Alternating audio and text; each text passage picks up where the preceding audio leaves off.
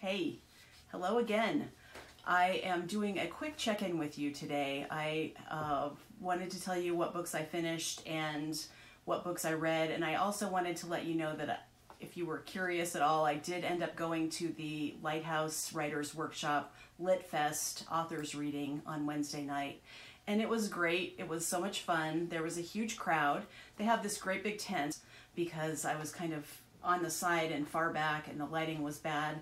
So there's no pictures of anyone, but it was really fun. My favorite writers who read that night were Sheila Heti. She read a very troubling, disturbing story from her first short story collection.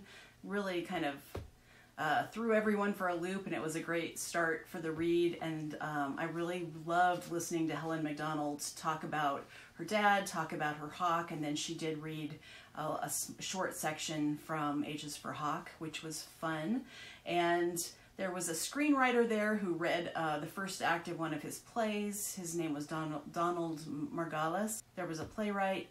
There was Ross Gay, who is a poet, and he's also an essayist, and he read 4 excerpts from his book about what makes him joyful. And he's just infectious. He had such a smile and a presence. He was fantastic. And Rachel Cusk was the final act. She was very soft-spoken. It was a little bit hard to hear her, but she read from the end of Kudos, which I have not read yet, but I am bound and determined to read before the end of June.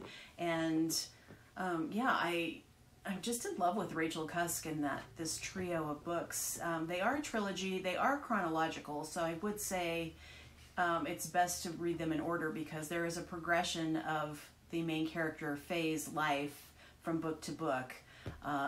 There's a lot to say about them. I'm grappling with, should I reread? You know, hearing Rachel read it made me want to get the audiobook, even though she's not the reader, but just hearing the voice in a woman's narration really kind of brought it to life for me in a way that reading it doesn't.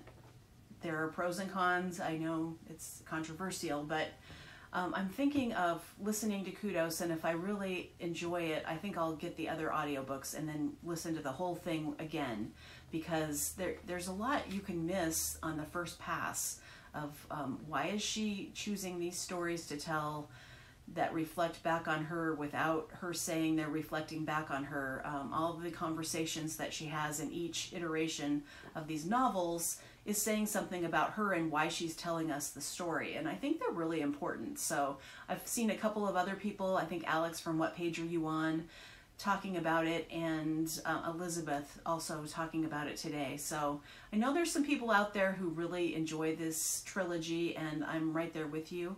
So I'm going to be working on that, and just letting you know that the Lit Fest adventure I took by myself was very successful. I saw a few people I knew, and we reminisced a little bit, and we were just sitting on a beautiful June night in Denver, just right down by Colfax and Race, just out in kind of in the middle of where everything happens, and it was a great night. So thanks for all the encouragement I got to actually go to the reading. I finished Lethal White by J.K. Rowling, Robert Galbraith.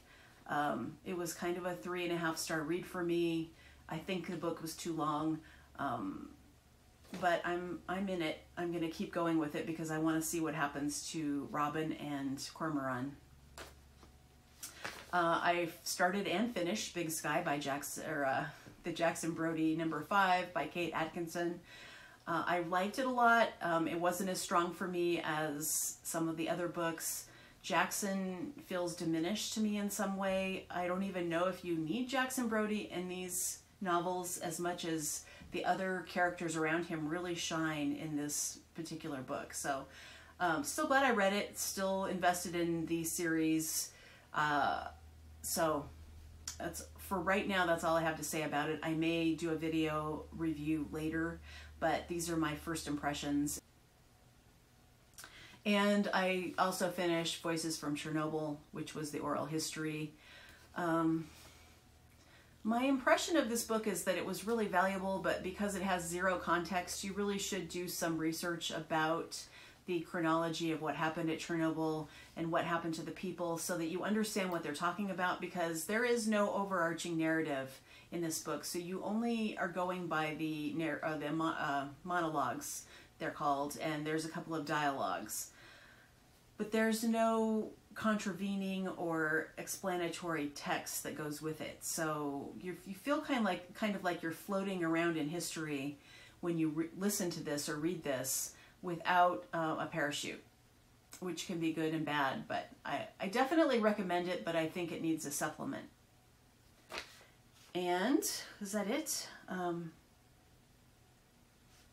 For Pride Month, I'm reading Maurice by E.M. Forster, and that's all I've got going at the moment. I have a couple of book club books I need to get to in the next couple of days, and I will be working on those. And for now, that's just my catch-up. I hope you're having a great Sunday. I'd like to hear about anything that made you happy this week, and I will see you in the next video. So, goodbye.